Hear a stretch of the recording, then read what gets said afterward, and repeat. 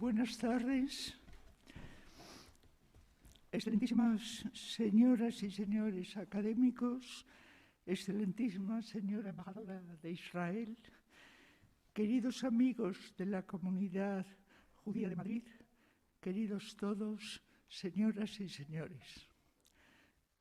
Bienvenidos a este acto y con esto se abre la sesión. Invito a los señores académicos numerarios, excelentísimo señor don Jaime de Salazar y Hacha, y excelentísimo señor don Octavio Ruiz Manjón Cabeza, a que acompañen a la señora académica electa en su comparecencia en el estrado. Cuando quiera.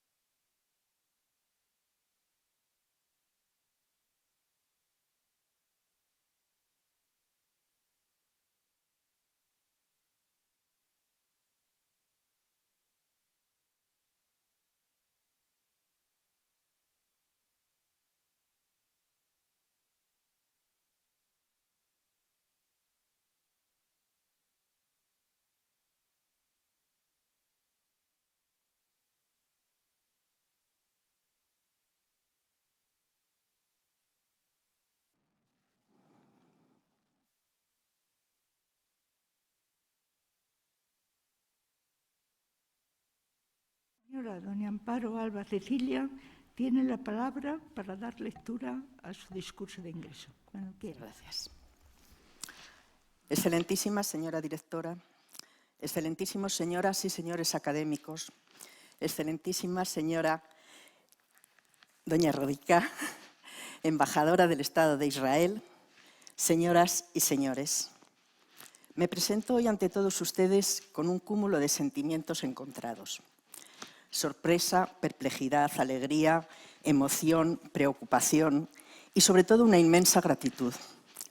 Por eso mis primeras palabras son de agradecimiento a todos ustedes, señores académicos, por la confianza depositada en mi persona al elegirme para formar parte de tan digna institución.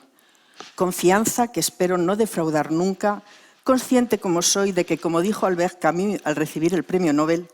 he recibido un honor demasiado grande que no he buscado ni pedido. Y me compromete a asumir con responsabilidad las tareas que esta docta casa me encomiende en el futuro y corresponder así a las expectativas sobre mi idoneidad que todos ustedes han podido hacerse, especialmente a la de quienes, más por amistad hacia mí que por mis méritos académicos, han presentado mi candidatura. Doña María Jesús Viguera Molins, don Fernando Díaz Esteban y don Luis Agustín García Moreno. Permítanme, por tanto, comenzar mis palabras compartiendo con todos ustedes mis sentimientos de gratitud hacia ellos. Con don Fernando Díaz Esteban me unen muchos años de compartir espacios y estudios en el que fuera Departamento de Estudios Hebreos y Arameos de la Facultad de Filología de la Universidad Complutense,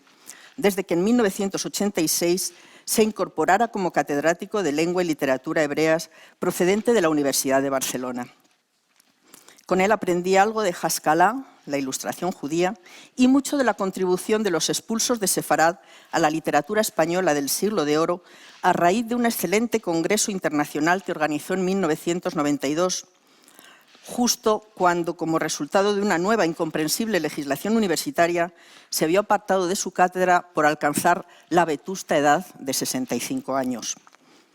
Lo apartaron de su cátedra, pero no de su departamento, donde era una presencia continua, mezclado entre los más jóvenes en la sala de lectura cuando ya no tenía un espacio en los despachos, preparando nuevos trabajos de investigación y nuevas publicaciones, hasta su elección como académico de número de la Real Academia de la Historia, a cuyo discurso de ingreso sobre el frustrado retorno de los judíos en el siglo XVII en nuevos documentos tuve ocasión de asistir el día 28 de marzo de 2004. A don Luis Agustín García Moreno solo le conocía a través de referencias bibliográficas y especialmente por su obra sobre los judíos en la España visigoda, pero ignoraba casi todo de él, incluso que éramos paisanos. Supongo que a partir de ahora tendremos ocasión de coincidir en muchos más temas, de hecho ya hemos coincidido un poco. A él le agradezco de manera especial que, sin conocerme, pero fiándose sin duda de la opinión de sus compañeros, apoyara mi candidatura. Y he dejado para el final la mención a doña María Jesús Viguera, compañera en la antigua titulación de Filología Semítica de la Complutense y principal promotora de mi nominación. Por esas casualidades de la vida, doña María Jesús Viguera fue un referente para mí mucho antes de conocerla, cuando al inicio de mis estudios universitarios, en el curso 1972-73, se me descubrió el mundo de la narrativa árabe contemporánea a través de las traducciones que unos jovencísimos arabistas, entre los que figuraba ella, publicaban en la revista, creo que Arrayán, de la Casa Hispanoárabe de Cultura. Tardé algún tiempo en conocerla personalmente y en hacerle saber hasta qué punto, a través de la lectura de sus traducciones, influyó en la elección de mis estudios universitarios. Por si no lo recuerda, creo que este es el mejor momento de reiterárselo y agradecerle la fe que infundadamente, desde mi punto de vista, ha depositado en mí en tantas ocasiones y también en esta que hoy nos reúne. Siguiendo en la línea de agradecimientos, no puedo dejar de mencionar a mis maestros, quienes me pusieron en esta línea de estudios y me han ido acompañando a lo largo de los años. A ellos también se debe el mérito y la responsabilidad de que yo esté hoy aquí. Quiero mencionar en primer lugar a aquel jovencísimo profesor de árabe que en el Colegio Universitario Domingo de Soto de Segovia, entre los años 72 y 74, aquellos excelentes años de los estudios comunes de filosofía y letras, me inculcó el gusto por la lengua y literatura árabes hasta el punto de hacerme olvidar mi predilección por los estudios de filología francesa y decidirme firmemente por la filología semítica. Hoy es el excelentísimo señor académico don Serafín Fanjul, que lamentablemente no puede acompañarnos, pero al que deseo y estoy segura que tendrá una pronta recuperación. En segundo lugar, a mis primeros profesores de hebreo, los catedráticos don Federico Pérez Castro, doña María Ángeles Navarro Peiro y don Luis Vegas Montaner, que me ayudaron a encauzar mi futuro en los estudios hebreos y en la docencia universitaria. Este agradecimiento es extensivo a todos los compañeros en el departamento de hebreo con quienes he compartido toda una vida y que hoy me acompañan, ya sea de forma presencial o virtual. Deseo por último expresar mi gratitud a mi familia, a mis padres, humildes trabajadores a quienes la dura situación histórica que les tocó vivir les privó de una escolarización adecuada en su infancia. Les agradezco hoy el empeño que pusieron en que sus hijos consiguiéramos una titulación en estudios superiores. Y puesto que la muerte en un caso y la enfermedad en otro les impiden estar físicamente aquí, quiero dedicarles este acto. A mi marido, mis hijas y mis nietos. Mi verdadero mundo. Este microcosmos en el que el amor compensa todos los desvelos y cura todos los males. A todos ellos mi agradecimiento por su ánimo constante y por su cariño incondicional. Si grande fue el sentimiento de responsabilidad que me embargó al enterarme de mi nombramiento para formar parte de esta academia, mayor fue aún cuando supe que se me impondría la medalla 17, cuyo titular durante casi 32 años, desde el 7 de mayo de 1987 hasta su fallecimiento el 9 de enero de 2019, fue don José Alcalá Zamora y Queipo de Llano. Aunque no tuve la suerte de conocer personalmente a don José, el excelente artículo necrológico que le dedicó doña Carmen Sanz Ayán en la revista Cuadernos de Historia Moderna de la Universidad Complutense, me ha dado la ocasión de descubrir una parte de su multifacética personalidad como historiador, poeta y literato y deportista de élite, y también de cómo tuvo que lidiar a lo largo de su vida con el peso de los apellidos que le dejaron sus ancestros. Así he sabido que tras pasar su infancia y adolescencia en el exilio familiar, regresó a España para continuar sus estudios, primero en Madrid y luego en Zaragoza, donde obtuvo su doctorado en Historia en 1968, que se incorporó muy pronto a la docencia e investigación universitaria en la entonces Universidad Central y luego Complutense de Madrid, primero como profesor agregado y desde 1982 como catedrático de Historia Moderna hasta su jubilación en 2007. De su amplia labor historiográfica, que se centró principalmente entre el siglo XVII y XIX, y que se encuentra perfectamente documentado por doña Carmen Sanz Ayán en el artículo que he mencionado, citaré solo 3 de sus obras más significativas. La más temprana es la monografía titulada España, Flandes y el Mar del Norte, 1618-1639, la última ofensiva europea de los Austrias madrileños, que fue publicada por la editorial Planeta en 1975 y que por su interés y actualidad fue reeditada en 2001 por el Centro de Estudios Políticos y Constitucionales. El desarrollo de la temprana industria armamentística en España entre los siglos XVII y XIX fue otro de los temas que despertó su interés, como reflejan sus libros Historia de una empresa siderúrgica española, Los altos hornos del Diérganes y la Cavada, 1622-1834, publicado en 1974 y reeditado en 2004, y Altos hornos y poder naval en la España de la Edad Moderna, publicado en 1999 por esta Real Academia. Cuando en 1987 fue elegido miembro numerario de la Academia de la Historia, convirtiéndose en el miembro más joven de la institución, sus inquietudes literarias se fueron abriendo paso ya desde su discurso de ingreso, la reflexión política en el itinerario del teatro calderoniano. Su interés por Calderón de la Barca se materializó en la organización de un congreso internacional sobre Calderón de la Barca y la España del Barroco que se celebró en Madrid a lo largo del año 2000 y la publicación en ese mismo año de la edición de las obras maestras de Calderón de la Barca en coordinación con don José María Díez Borque. Además de esto, su faceta poética, que vertió en varios miles de sonetos de temática variada, fue reconocida con importantes premios literarios, como el Premio Francisco de Quevedo, que obtuvo en 1992 por su obra Sonetos de amor y desamor, el Premio Ministerio de Cultura en 1995 por su obra Nunca termina ayer, o el Premio Leonor, que se le otorgó en 1998 por Variaciones musicales. Más de 40 libros de poesía y de una treintena de novelas avalan su producción literaria. Pero su semblanza no estaría completa sin hacer referencia a su afición por el deporte, que le reportó también premios importantes a nivel nacional como corredor de fondo, y también la inclusión en el libro Guinness de los récords como la primera persona en completar una maratón en alta mar, en la bodega de un buque, logro que consiguió el 5 de octubre de 1985 y que es recordado con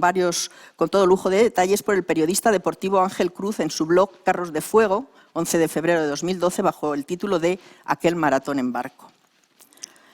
Y por encima de todos estos aspectos que componen su rica personalidad está el de su amor por la docencia, a la que dedicó la mayor parte de su vida y de su investigación. Quiero concluir de este modo mi humilde homenaje a don José Alcalá Zamora con la lectura de los últimos versos de su soneto titulado Oficio perpetuo, que también describe al profesor que todos llevamos dentro. Un profesor es siempre un estudiante. El estudio es mi vida y no me entiendo sin preguntas, sin un libro delante. No quisiera acabar esta parte de agradecimientos y homenajes sin un recuerdo a los miembros de la Academia tristemente fallecidos en los últimos meses de pandemia, en silencio, soledad, sin la compañía en muchos casos de familiares y amigos que les ayudaran en este tránsito. Don Carlos Seco Serrano, decano de esta institución, medalla 12, que falleció el 12 de abril de 2020. Don Miguel Artola Gallego, medalla 34, que falleció el 26 de mayo, y don Francisco Rodríguez Adrados, medalla 3, que falleció el día 21 de julio.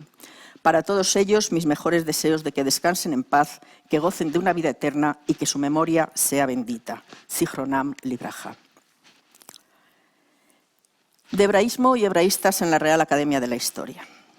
Cuando tuve que elegir un tema para el discurso de ingreso, me pareció que una buena opción sería presentar la historia de los estudios hebraicos en España, su evolución desde unos planteamientos metodológicos claramente eclesiásticos y doctrinales. Es bien sabido que el estudio de la lengua hebrea en Occidente tiene su origen y razón de ser en la exégesis y la traducción de la Biblia, hasta una concepción moderna, filológica y laica en los últimos siglos, en los que el hebraísmo español ha alcanzado un gran prestigio internacional entre las instituciones académicas, universitarias y centros de investigación que se ocupan de los estudios hebreos y judíos en cualquiera de sus campos, lingüísticos y literarios, históricos y sociales o religiosos y culturales, ya estén expresados en lengua hebrea o en cualquiera de las muchas lenguas que a lo largo de su historia los judíos emplearon. De este modo cumpliría con uno de mis mayores deseos al enterarme de mi elección como académica, la de honrar y mostrar mi agradecimiento a mis maestros y a sus maestros, pues como afirma la sentencia talmúdica, el honor debido al maestro es mayor que el que se debe a un padre, pues aunque el padre lo ha traído a este mundo, el maestro que le enseña sabiduría lo conduce a la vida eterna. Sin embargo, al intentar delimitar y concretar el alcance del trabajo, surgió otro tema que es el que finalmente se abrió paso: indagar en los estudios de temática hebraica o judaica realizados por miembros de esta academia o por habituales colaboradores externos y conservados por la Real Academia de la Historia en una de sus principales publicaciones, los boletines. El tema era, desde luego, muy atractivo a nivel personal, entre otras razones porque me daría la ocasión de entrar en contacto con unos documentos que me eran poco conocidos y me permitirían descubrir de primera mano el interés que el mundo del hebraísmo suscitaba entre los académicos de los 2 últimos siglos, sus enfoques, sus puntos de vista y sus juicios, que tantas huellas han dejado en el panorama cultural del hebraísmo español. Así fue como la búsqueda en los boletines de la Real Academia de la Historia de todos los estudios de temática hebraica o judaica centró esta investigación. La riqueza documental que se encuentra en ellos me reafirmó en la elección del tema, del discurso, al que encontré un beneficio añadido, como es el de poner al alcance de los jóvenes investigadores, de manera ordenada y actualizada, todo el trabajo que yace en las páginas del boletín y constituye una riquísima fuente de conocimientos, una fuente que nunca acaba de agotarse y que puede seguir alimentando el caudal de la investigación y el conocimiento también en nuestros días. Porque, como dijo Moisés de Burgos, un cabalista español del siglo XIII, nosotros ponemos los pies donde ellos tienen la cabeza. Y así, aupados a hombros de grandes estudiosos como don José Amador de los Ríos, don Francisco Fernández y González o don Fidel Fita, por citar solo a algunos de los autores más antiguos y prolíficos en estos temas, nuestros estudiantes universitarios podrán adquirir una perspectiva del estado actual de investigación en las distintas áreas que cubren los estudios denominados de hebraica, al tiempo que aprenden del método y de la utilización escrupulosa de las fuentes de que esos autores hicieron gala. Pero no queriendo renunciar del todo a la primera idea, la de una historia del hebraísmo español, he incluido a modo de introducción un breve recorrido por los orígenes y el desarrollo de los estudios de hebreo en España, que paso a resumirles también brevemente. Los primeros estudios sobre la lengua hebrea en la península ibérica datan de la época califal, cuando el judío Hasdai ben Saprut, médico y ministro de los califas Abderrahman III y Al-Hakam II y principal impulsor de la cultura judía en Al-Ándalus, encarga a su secretario, Menahem ben Saruk, la redacción de un trabajo sobre la lengua santa. Este es el origen de la primera obra de lexicografía bíblica, el Mahberet, compuesta en lengua hebrea, con las dificultades que acarreaba el tener que crear en esta lengua toda una terminología inexistente hasta entonces, con la que poder expresar las diversas categorías gramaticales no muy bien conocidas tampoco. El estudio de la lengua hebrea se afianza en los siglos siguientes, con los primeros grandes gramáticos hispanohebreos como Yehudá Hayud o Yonai ben Yanaj, y con la importante labor de difusión por las comunidades judías europeas que realizaron miembros de la familia Kimhi o Abraham ibn Ezra, cuyas obras gramaticales, traducidas más tarde al latín, despertaron un gran interés entre los hebraístas cristianos de siglos posteriores.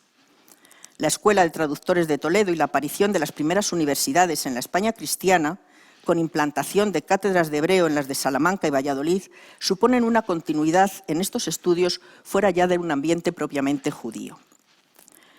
Otro aspecto crucial a tener en cuenta desde mediados del siglo XIII es la incorporación a las filas del cristianismo de rabinos y judíos eruditos, como Pablo Cristiano, Alfonso de Valladolid, Pablo de Santa María o Jerónimo de Santa Fe. Estos nuevos cristianos pusieron sus conocimientos de gramática hebrea y de exégesis rabínica al servicio del programa de evangelización racional, podríamos decir, emprendido por la Iglesia sobre la población judía, dejando patente que el bagaje de textos de la tradición judía que ellos poseían era mucho más eficaz que el dominio de la Septuaginta, de la Vulgata o de la Patrística para la conversión de sus excorreligionarios. Pues en aras de este afán evangelizador, surgieron algunas disposiciones eclesiásticas y conciliares para promover el estudio de las principales lenguas semíticas e implantar su enseñanza en las universidades. Y así, a mediados del siglo XV, se dotó de una cátedra de trilingüe, hebreo, arameo y árabe, a la Universidad de Salamanca, entre cuyos maestros se contaban los conversos Alfonso de Zamora y Pablo Núñez Coronel. Pero sin duda el hecho que marcó un hito en el estudio de la lengua hebrea fue la creación de la Universidad de Alcalá de Henares, la Complutum Latina, por iniciativa del cardenal Cisneros en 1509. Para llevar a cabo su magno proyecto editorial, el de la Biblia Políglota Complutense, necesitó impulsar la enseñanza de las lenguas clásicas y orientales en las nuevas cátedras alcalaínas, donde reunió a los más eminentes especialistas en estas lenguas. En el caso de la lengua hebrea, los conversos Alfonso de Zamora, Pablo Núñez Coronel y Alfonso de Alcalá se incorporaron enseguida al claustro de profesores como catedráticos de lengua hebrea y aramea. Tanto en esta universidad como en la de Salamanca se formaron ilustres hebraístas y biblistas cristianos como Alonso de Madrigal, Benito Arias Montano, Antonio de Nebrija o Fray Luis de León. A esta época de esplendor de los estudios hebraicos le llegó su ocaso a finales del siglo XVI, ocaso que continuará en los siglos siguientes ya con muy pocas universidades donde se mantengan estos estudios. En general, el siglo XVII supone una época de declive de todas las universidades españolas que se intentará subsanar durante el reinado de Carlos III, bajo el espíritu de la Ilustración del momento, acometiendo un vasto proyecto de reforma universitaria. Y así, a partir de 1767 y a instancias de Campomanes, se sucedieron propuestas de reformas de estudios universitarios, entre las que se contemplaba la creación de cátedras de griego y hebreo en las facultades de teología. En estos nuevos planes de estudio, las universidades de Salamanca, Alcalá, Santiago, Valencia y Granada contaban con cátedras de hebreo. Ya en el siglo XIX, las reformas llevadas a cabo muestran un cambio de orientación en lo que se refiere a la materia de la lengua hebrea, que hasta entonces había estado concebida principalmente como una buena herramienta para el proselitismo y para los estudios de teología y de exégesis bíblica. Frente a esto, se observa ahora un mayor interés en potenciar sus aspectos históricos, culturales y filosóficos, en un contexto laico y secularizador, no vinculado ya a la política religiosa y cultural de la Iglesia, sino a una política estatal que veía en estos estudios, como en los de la lengua y cultura árabes, un complemento necesario para la definición del concepto de identidad nacional, como afirma Aurora Rivière en su obra Orientalismo y Nacionalismo Español, Estudios Árabes y Hebreos en la Universidad de Madrid, 1843-1868. Los estudios de hebraístas y arabistas se consideraban fundamentales para dilucidar el impacto que la continuada presencia de una importante población musulmana y judía en la España medieval ha podido tener en la configuración de la identidad española. La implantación en instituciones estatales no religiosas de estos estudios, bajo la denominación más genérica de orientales o semíticos, responde más a un interés histórico que filológico, en estrecha relación con la historia medieval y con la construcción del Estado Nacional español. A la idea de centralización y modernización de la universidad que promovieron estas reformas corresponde la creación de la Universidad Central en Madrid y la desaparición de la Universidad Complutense de Alcalá, cuyos estudios y fondo bibliotecario se trasladaron a la de Madrid desde 1836. A partir de entonces, la Universidad de Madrid se convertiría en el modelo de universidad pública española de referencia, que por ser la única en impartir enseñanzas de doctorado y en poseer las 5 facultades que reconocía el sistema español, adquiere la categoría de Universidad Central. Más tarde, a partir de 1970, tomó el nombre de Universidad Complutense de Madrid para diferenciarse de la otra universidad madrileña, la Universidad Autónoma, que había sido fundada en 1968. La enseñanza de la lengua hebrea fue una constante en la Universidad Complutense, ya sea en la que fundó Cisneros en Alcalá o en la refundada en Madrid en 1836. El primer año de su funcionamiento, en el curso 1837-38, se crearon cátedras de árabe y hebreo que fueron incorporando a su programa de enseñanza lingüística la enseñanza de sus respectivas literaturas y de sus aspectos históricos más relacionados con la cultura española.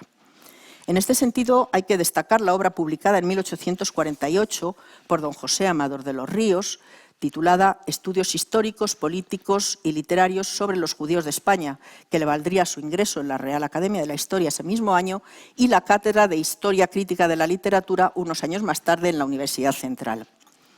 Esta obra novedosa, como su mismo autor resalta, reivindica los valores culturales del pueblo judío apartándose de los clásicos prejuicios que le identificaban como un pueblo deicida, avaro, usurero y sin inquietudes culturales.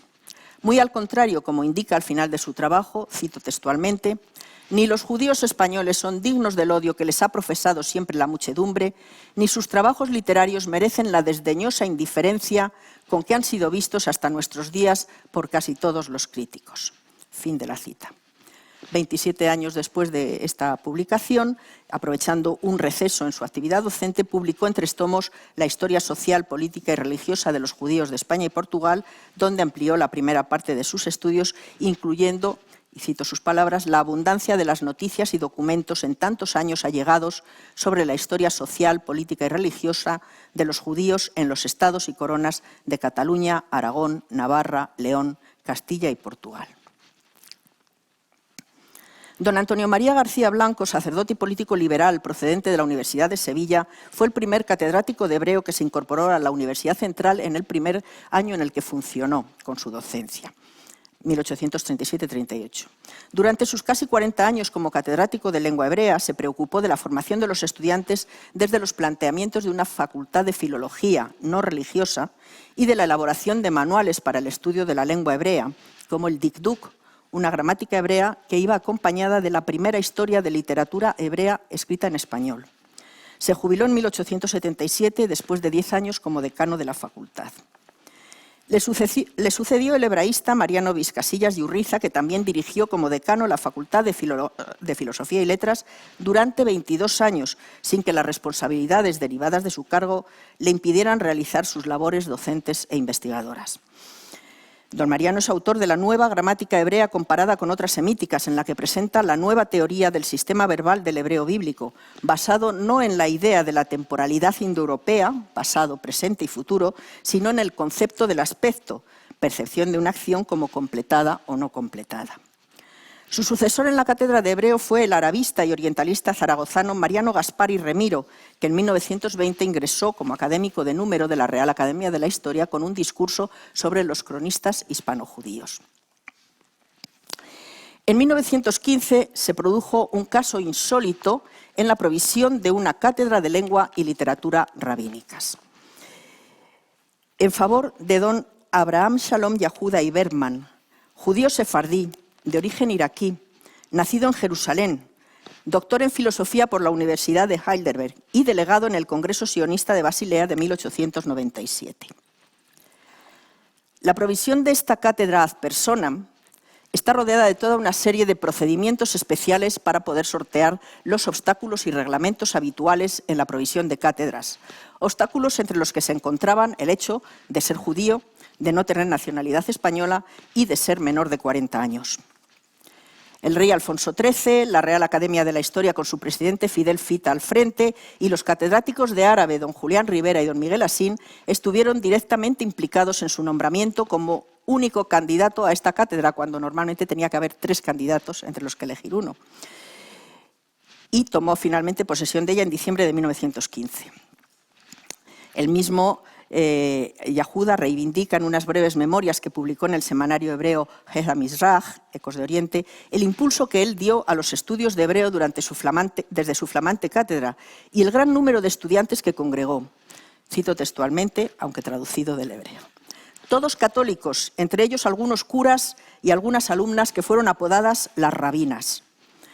Muchos se especializaron en la materia y 2 de ellos, Manuel Casas e Ignacio González Lluvera, llegaron a ser excelentes profesores. No obstante, Yahuda, que veía su estancia en España como una oportunidad única para llevar a cabo otras actividades relacionadas con la reactivación de las comunidades judías radicadas en el país y con tareas diplomáticas de intermediación entre distintos gobiernos en favor del judaísmo, fue descuidando sus labores docentes y ausentándose frecuentemente de España hasta que en 1919 decidió abandonar definitivamente la Universidad madrileña y dedicarse a la causa sionista desde Londres, donde estableció su residencia.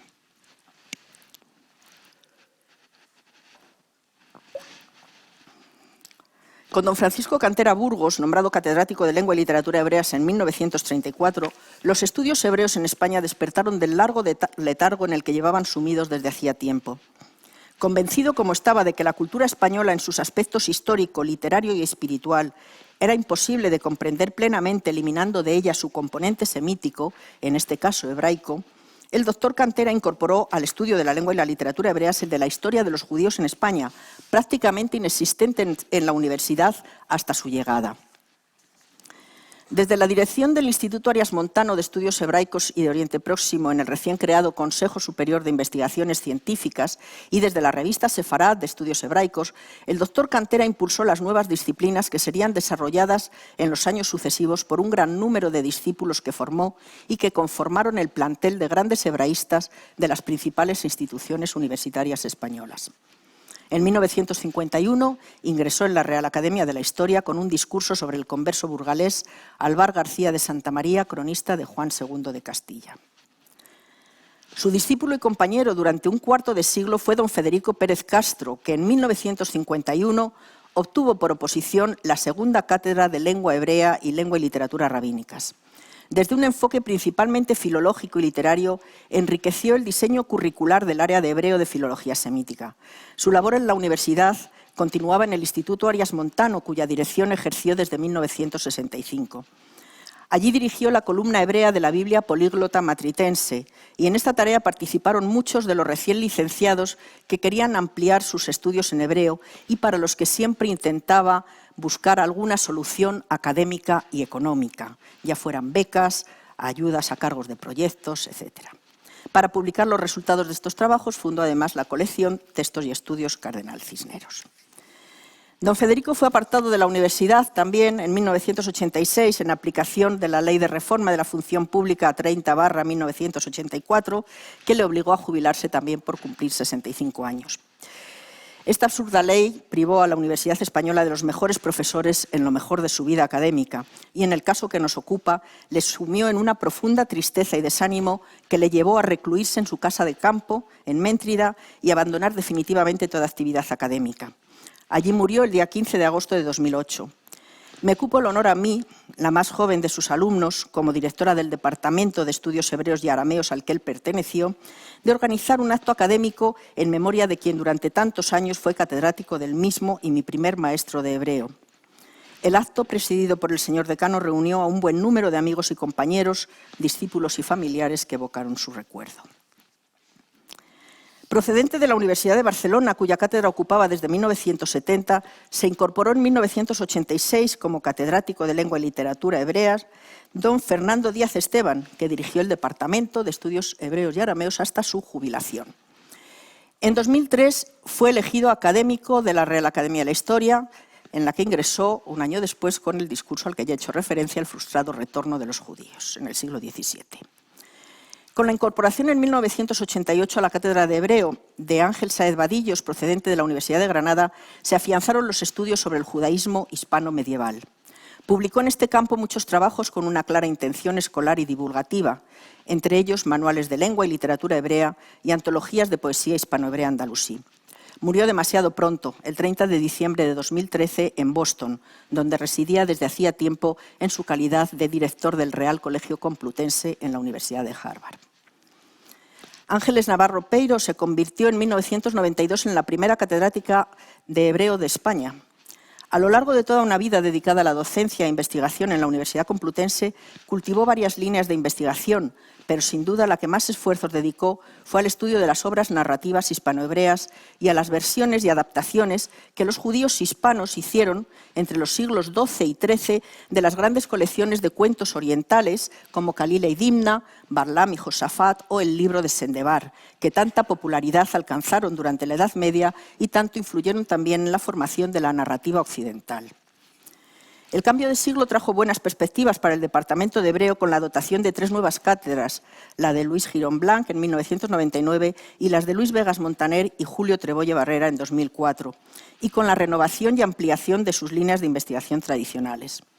La de los estudios bíblicos, literarios y lingüísticos se vio renovada con el impulso que dio el doctor Vegas Montaner a los estudios gramaticales, especialmente a la sintaxis verbal hebrea, con la aplicación de nuevas metodologías como el uso de programas informáticos realizados ex professo para el tratamiento y análisis de los textos bíblicos. El doctor Girón dio un gran impulso a los estudios de lengua y literatura rabínicas en su docencia y en sus publicaciones.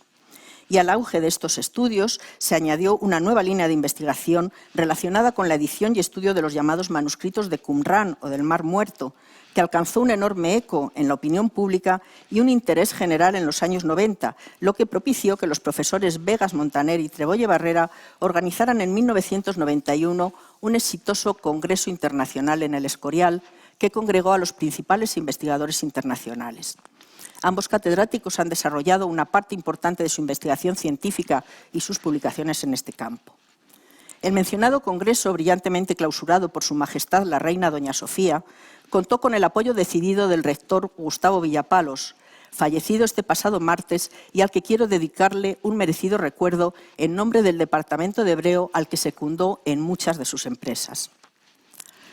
Tras este rápido relato sobre los orígenes de los estudios de hebreo en España y en sus universidades, especialmente en la Complutense, paso a presentarles ya la parte central del discurso de hebraísmo y hebraístas en la Real Academia de la Historia, con el que he pretendido, como he dicho antes, rescatar del olvido del tiempo los estudios, informes y documentos que sobre temática judaica o hebraica se conservan en una de las fuentes documentales de mayor relevancia de la Real Academia de la Historia, como son los boletines. Desde la aparición del primero en 1877 hasta el último en 2020, se han publicado 217 tomos de modo ininterrumpido, al ritmo de 1 o 2 tomos por año, divididos generalmente en cuadernos trimestrales. Es precisamente en el primer tomo, en la página 10, donde se nombra académico de número al señor don Fidel Fita y Colomé, sin duda la personalidad más relevante y productiva en la publicación de estudios judíos en el boletín. También aparece en este primer volumen, entre las páginas 59 y 71, la primera reseña de la obra de don José Amador de los Ríos, Historia Social, Política y Religiosa, de mano del excelentísimo señor académico don Manuel Colmeiro y Penido. Tras una exhaustiva búsqueda en los boletines y una vez extraídos de sus páginas los trabajos que encajaban con la temática planteada, he procedido a ordenar, revisar, reseñar y actualizar todo este material para presentarlo de la forma más accesible y provechosa para los posibles lectores y aportar de este modo mi pequeña contribución al cumplimiento de los objetivos que se plantearon hace casi 150 años nuestros antecesores con la publicación de los boletines. Cito textualmente: hacer públicos y sacar a la luz los documentos que forman parte del riquísimo tesoro de sus archivos, si no del todo ignorados, a la sazón poco menos que estériles y oscurecidos. La revisión de todos los boletines arroja un total de 154 documentos de temática hebrea y de 66 autores que de forma individual y a veces en colaboración publicaron sus trabajos sobre distintos temas. Y aunque la mayor parte de los trabajos, como cabe esperar, tienen que ver con la historia de los judíos en la España medieval, hay otros muchos temas lingüísticos, literarios o religiosos que en algún momento suscitaron el interés de los académicos y que hasta cierto punto nos dan una idea de la amplitud de miras de sus autores. Los trabajos se presentan agrupados en 8 campos temáticos. El primero de ellos, arqueología, paleografía, epigrafía, consta de 23 trabajos, la mayor parte de ellos relacionados lógicamente con inscripciones hebreas encontradas en lápidas funerarias en la península ibérica. El segundo reúne bajo el epígrafe de documentos inéditos, ediciones y estudios la publicación de documentos importantísimos para el estudio del judaísmo hispano que encontraron en los boletines un magnífico canal de difusión y análisis, y que se encontraban dispersos por los numerosísimos archivos municipales, reales, arzobispales, parroquiales, etc.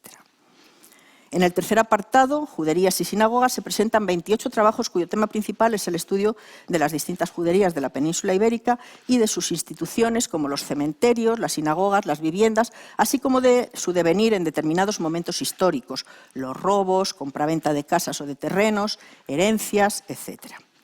El cuarto reúne bajo el epígrafe de Inquisición, Conversos y Expulsión 20 trabajos, en su mayor parte documentos papales y civiles, principalmente relacionados con la Inquisición y con las costumbres, ritos y religiosidad de los conversos. Todos los trabajos de temática hebraica diversa, ya sean de tipo histórico, relacionados con la historia de los judíos de Europa o de Asia, que también hay algunos, de tipo religioso, lingüístico, literario o cultural, están incluidos en el apartado quinto bajo el epígrafe de Varia. Los 3 últimos apartados recogen reseñas de libros o artículos, necrológicas de académicos hebraístas y los informes previos que sobre distintos temas elaboraron algunos académicos a solicitud de terceros, ya fueran individuos o instituciones estatales, para someterlos a la aprobación, si procedía, de la Academia y dar respuesta a las distintas solicitudes que les llegaran. Por lo que se refiere a los autores, la mayor parte de ellos, unos 50, son miembros de la Real Academia de la Historia, ya sean académicos de número o correspondientes, casi mitad y mitad. 8 son extranjeros de reconocido prestigio internacional en el mundo del orientalismo o la hebraística, y el resto son colaboradores ocasionales. En esta relación de autores destaca con luz propia, como el más prolífico de todos, don Fidel Fita y Colomer, autor de 57 trabajos en solitario y 6 en colaboración. Esto me ha convencido de la pertinencia de hacer una presentación más amplia que ayude a recuperar su memoria y difundir su legado entre los más jóvenes investigadores españoles de la historia y cultura del judaísmo español. Los temas en los que más volcó su actividad investigadora son la publicación de documentos sobre judíos en la Edad Media en España, extraídos de distintos archivos e inéditos en su mayor parte hasta ese momento, estudios relacionados con la Inquisición, conversión o expulsión de judíos, acreditados frecuentemente con documentos, inéditos o no, que comenta, explica y justifica. Estudios sobre juderías, su ubicación, sus posesiones, su devenir, sus habitantes y, por supuesto, trabajos sobre epigrafía o paleografía. En 1999, la Real Academia de la Historia publicó la obra de don Juan Manuel Abascal, Fidel Fita y su legado documental en la Real Academia de la Historia, que pretende, en palabras de su autor, colocar su obra en el lugar que le corresponde en la historia de la ciencia en España y dar a conocer a las jóvenes generaciones de investigadores el mundo de Fidel Fita, que lamentablemente ha sido injustamente olvidado en los últimos tiempos en los círculos académicos y de investigación. De su personalidad, sus obras y el amplísimo círculo de relaciones que estableció con los principales estudiosos de la Edad Media, tanto en España como en el extranjero, da perfecta cuenta la obra de Juan Manuel Abascal, por lo que nos remitimos a ella a todos los interesados para que sepan más de tan eminente personalidad. Pero, para completar el perfil de tan singular y rica personalidad, sí que quisiera compartir algunos de esos comentarios que don Fidel Fita iba dejando por los trabajos que él iba haciendo en los distintos boletines, con juicios, opiniones, que se encuentran dispersos, pero que he tenido la ocasión de leer y reseñar y que generalmente las biografías al uso no reflejan.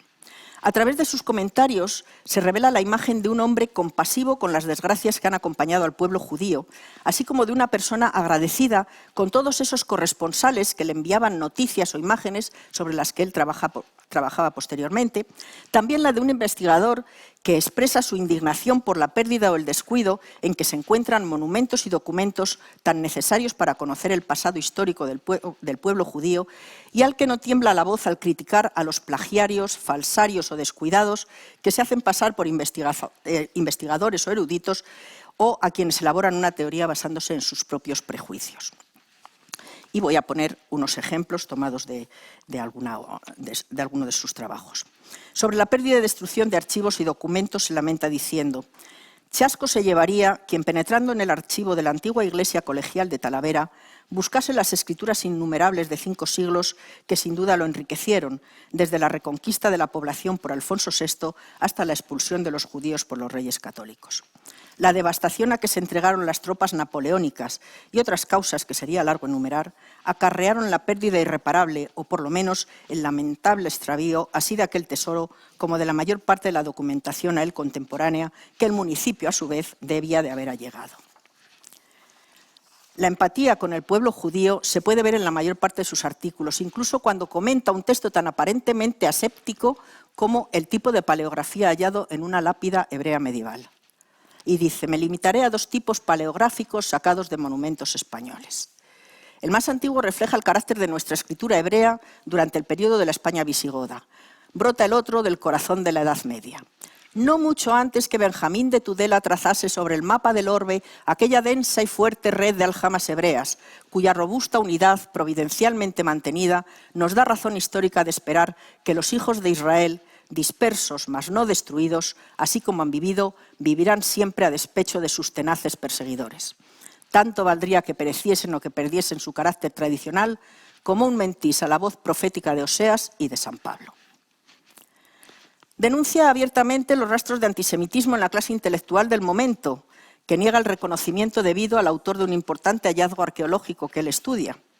Llámase Julio Carballo, de profesión ingeniero, francés de nación y oriundo, como sobrado el apellido lo indica, del vecino Reino de Portugal. Este anciano, por ser extranjero y hebreo y fundador de la Alliance Israélite, no ha recibido el premio que a sus hijos concede la patria. Tampoco ahorra las críticas que van desde la ironía más fina al sarcasmo más abierto a los autores de trabajos descuidados o torpes, a quienes basaban sus conclusiones sobre prejuicios o arbitrariedades, y sobre todo a los falsarios que no tenían empacho en falsificar datos y documentos para obtener cierta notoriedad y reconocimiento académico. El caso más significativo, pero no el único, es el que afecta al académico de la Real Academia Sevillana de Buenas Letras y de la Real Academia de la Historia, don Cándido María Trigueros, en sus trabajos epigráficos. La dura crítica que le dedica se evidencia ya en el título del artículo, Epigrafía hebrea de Carmona, lápidas espurias. Las acusaciones que el padre Fita dirige a don Cándido son muchas y de índole variada. Denuncia su transcripción no solo incorrecta, sino, cito textualmente, intencionadamente engañosa. Su traducción e interpretación, sus palabras, plagada de errores gramaticales. Sus artes fraudulentas en la publicación de otra lápida que adrede introdujo el falsificador con el objeto de autorizar su necio y torcido parecer sobre la auténtica de mármol que se guarda y puede verse en el Museo Arqueológico de Sevilla.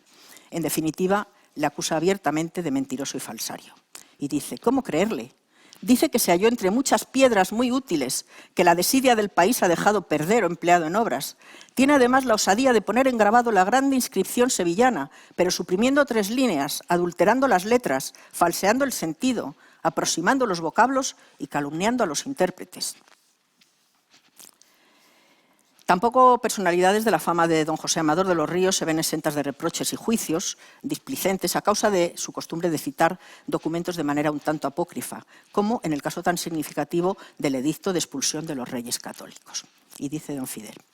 el texto de este famoso edicto, incluso en el tomo 3 de la Historia Social, Política y Religiosa de don José Amador de los Ríos, está sacado de una copia, poco a propósito para fundar las graves consideraciones a que se presta un documento tan capital en nuestra historia.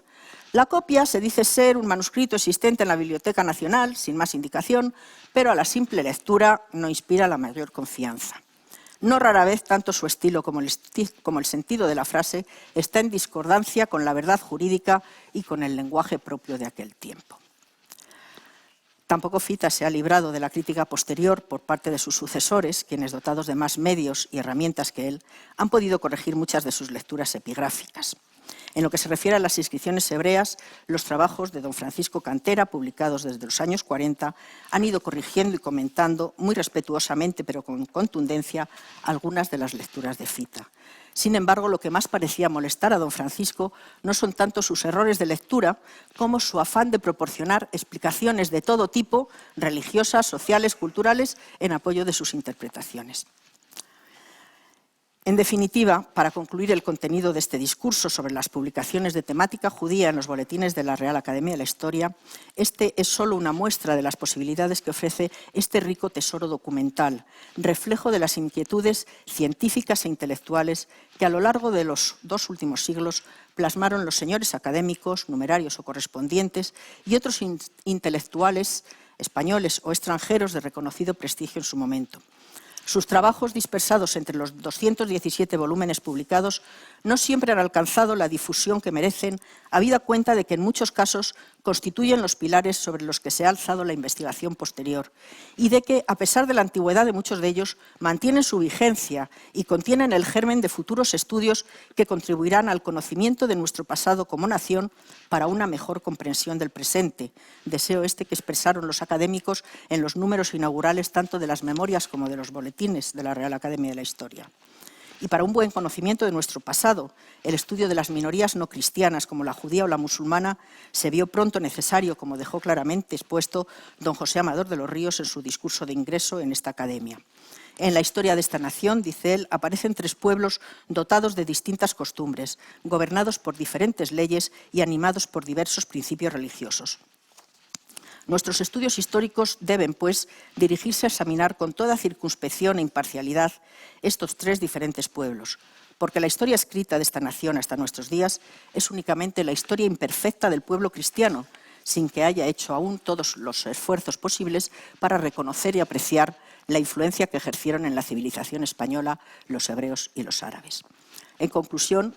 creo que los trabajos que recoge este discurso de ingreso abren la puerta a futuros estudios que siguen esperando que la curiosidad y el interés de los que nos sucederán los rescaten del olvido. Muchas gracias.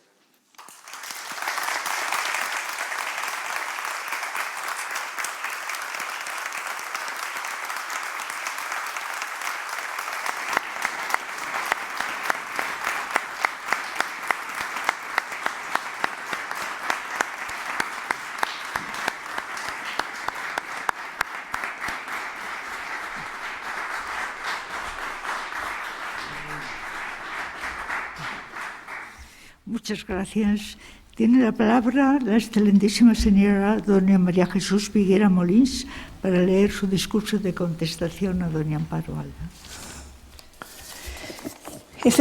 Uy, qué alto, ¿no? Esto tiene que seguir allá.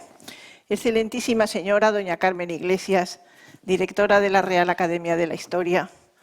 Excelentísimas señoras y señores académicos,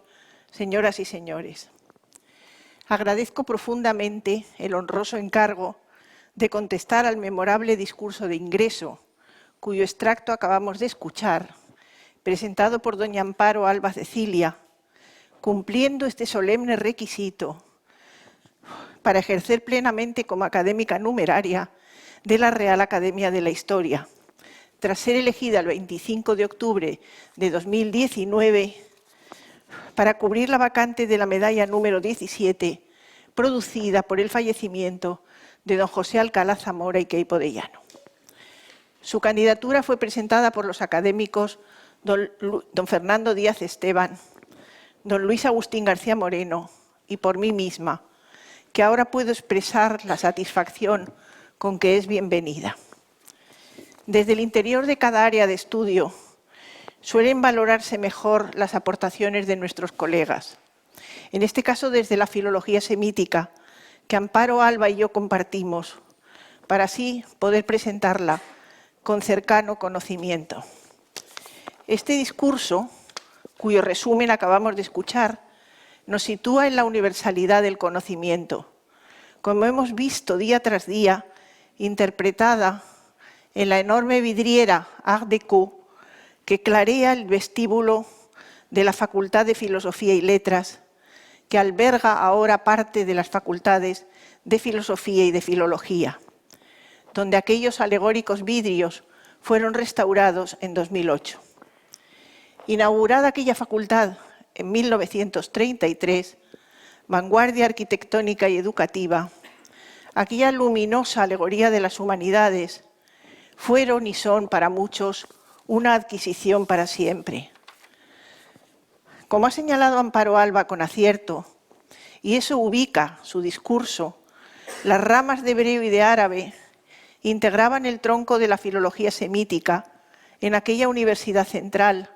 así llamada desde 1850, luego Universidad de Madrid y a continuación Universidad Complutense, por referencia precisamente a Alcalá de Henares, Complutum, y sus brillantes contenidos políglotas presentes en la primera edición impresa en varias lenguas de una Biblia completa, la llamada Biblia Políglota Complutense, que configura la universalidad. Sus 600 ejemplares impresos empezaron a difundirse hace 600 años, en 1521, aniversario de Buen Augurio. En esta Universidad Complutense, la doctora Alba Cecilia es catedrática de estudios hebreos y arameos, tras recorrer desde 1979 y uno a uno los peldaños cuyos azares frecuentamos los del gremio. Todo ello en un departamento modélico que recientes planes han unido en un departamento de Lingüística General, Estudios Árabes Hebreos y de Asia Oriental, en la Facultad de Filología, que cumple aquella ejemplar planificación alemana de finales del 18 sobre que las filologías no europeas debían abarcar estudios históricos, pues razonaban, solo desde sus historias políticas, sociales y culturales, podían conocerse lo que para ellos eran las Fremdsprachen, aunque en la península ibérica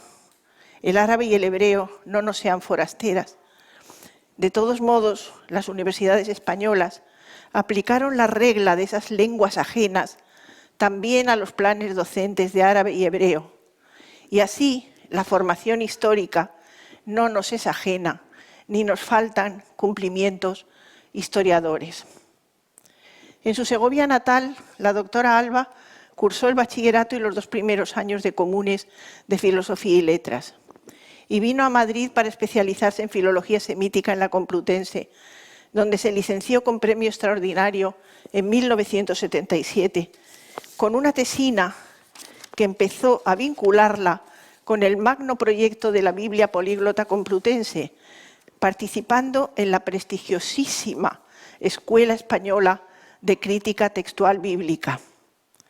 Se licenció también en Filología Francesa.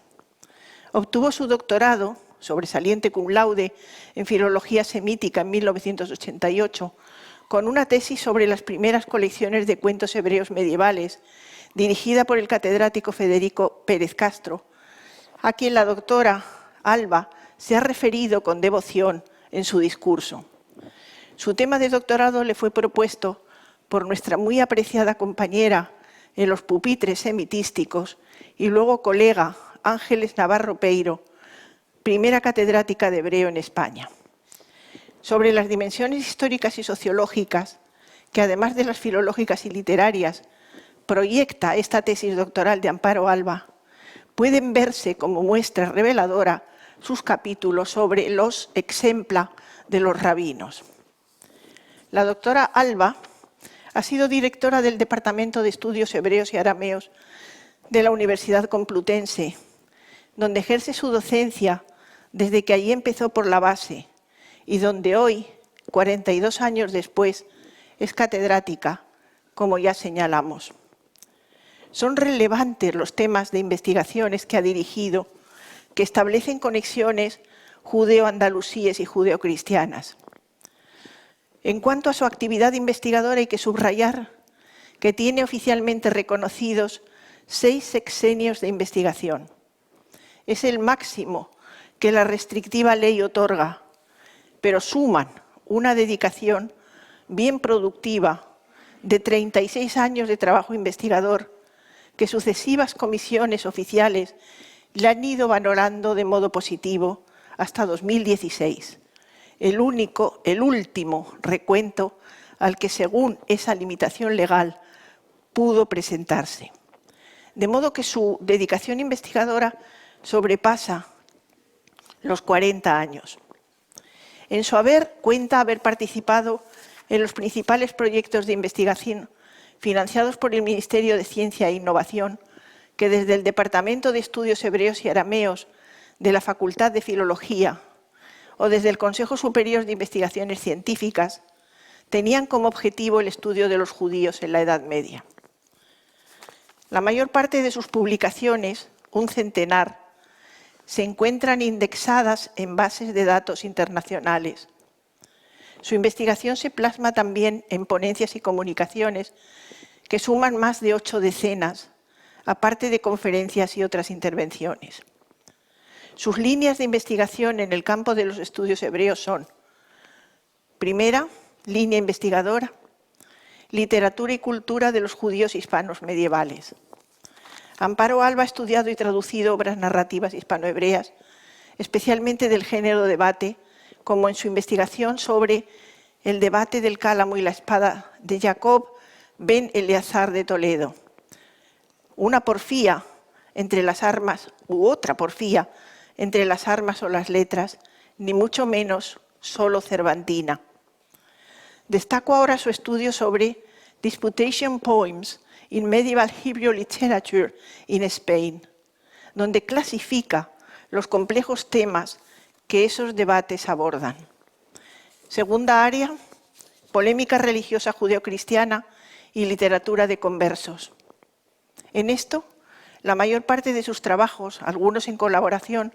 se sitúan entre judaísmo y cristianismo, según representan los conversos en la Edad Media, que produjeron obras en castellano o en hebreo. Los trabajos de la doctora Alba giran, por ejemplo, en torno al rabino Abné de Burgos, fallecido a mediados del siglo XIV, convertido como Alfonso de Valladolid, y de Jerónimo de Santa Fe, otro importante converso del siglo XV, actor principal de la conferencia antijudía llamada La Disputa de Tortosa. Sobre tales obras polémicas, Amparo Alba ha estudiado el destacado y novedoso papel que juega la Haggadá al utilizarse en contra del judaísmo. Además, destacan sus ediciones y estudios de obras en castellano de ambiente judeo-converso. Tercera área, pensamiento, cábala y mística judía medieval. La investigación de Amparo Alba sobre estas cuestiones se inició desde principios de los 90, cuando se incluyeron con éxito en la programación de los estudios hebreos de la Universidad Complutense. Desde entonces ha ampliado el estudio de la cábala medieval en Castilla, casi nunca antes tratada a fondo y en conjunto, quizás, como afirma la doctora Alba, porque la fuerte personalidad de aquellos cabalistas castellanos sobrepasaba los límites de la cábala. Resulta interesante que, como ella misma subraya, la cábala, y cito, la cábala surgiera en un ambiente de aversión por el cristianismo dominante, buscando devolver al judaísmo tradicional sus raíces. Así, la cábala en Castilla otorgó a la minoría judía unos elementos identitarios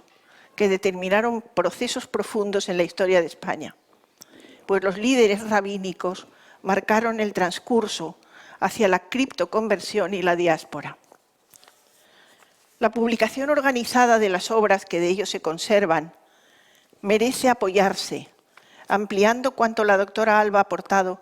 sobre cabalistas castellanos tan notorios como Jacob a Cohen de Soria y, entre otros, como Joseph ben Chiquitilla, que vivió años en Segovia, paisano casi de Amparo Alba. No todos han podido incorporarse aún al gran logro del Diccionario Biográfico Español, y creo que será esta una de las tareas que en la Real Academia de la Historia la están esperando. Cuarta área de investigación de la doctora Alba son los materiales narrativos,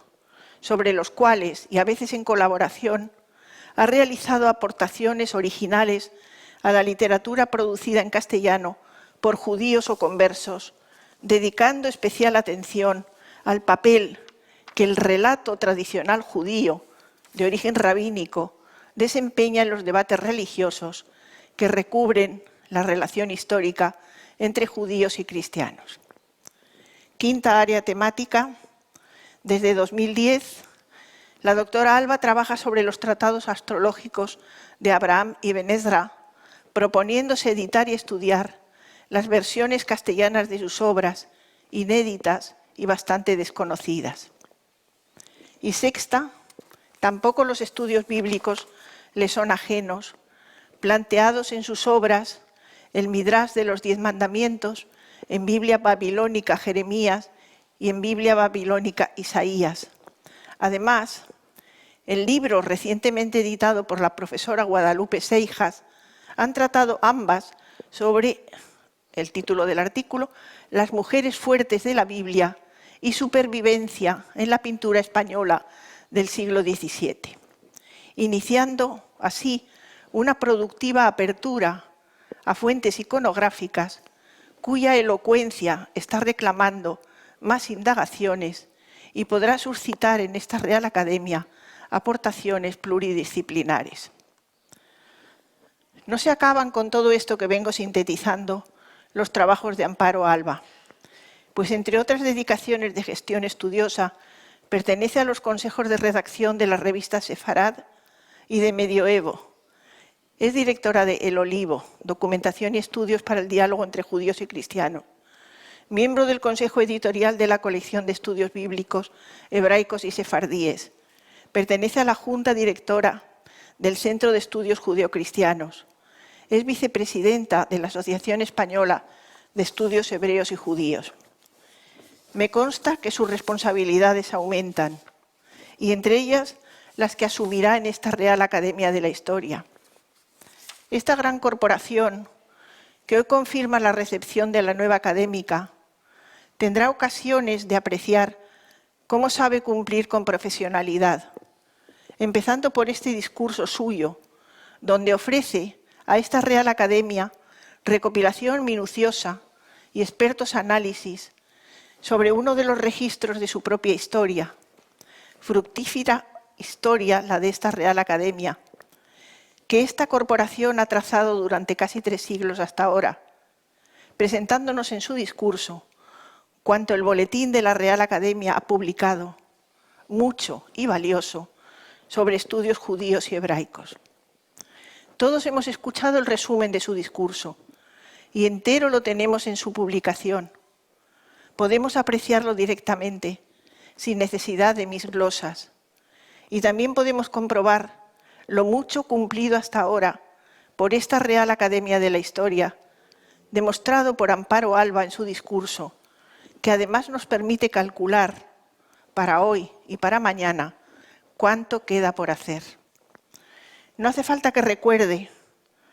porque lo sabemos y porque las investigaciones de la doctora Alba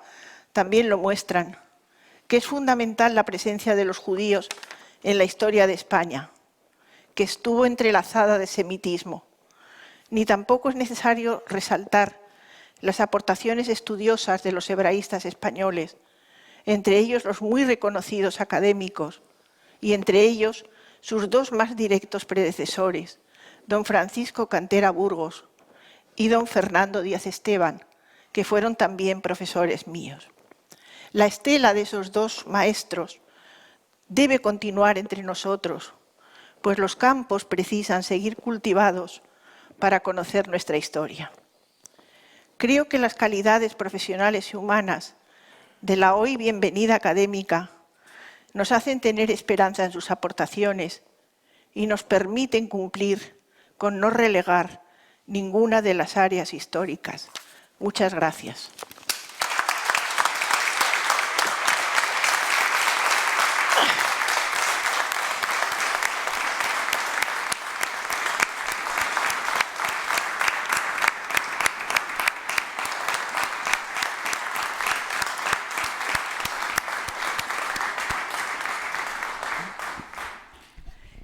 Ruego a la excelentísima señora doña Amparo Alba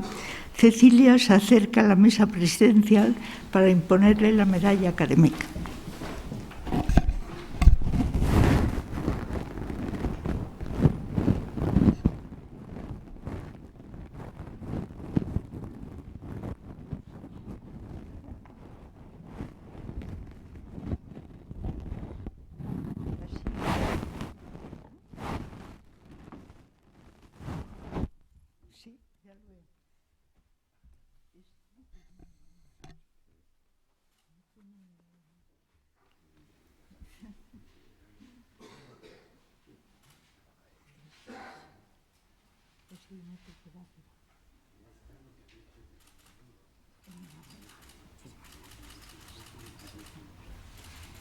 Entrego el diploma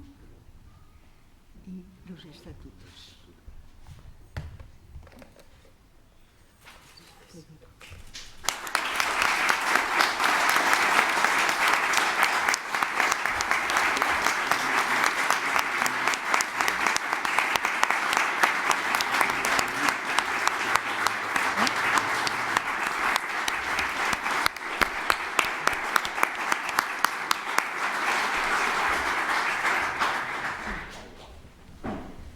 Ruego a la excelentísima señora doña Amparo Alba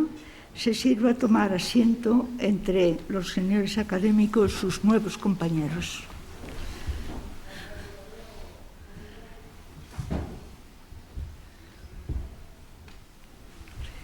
Declaro solemnemente incorporada a la Academia a la excelentísima señora doña Amparo Alba Cecilia. Muchas gracias a todos y se levanta la sesión. El acto ha terminado.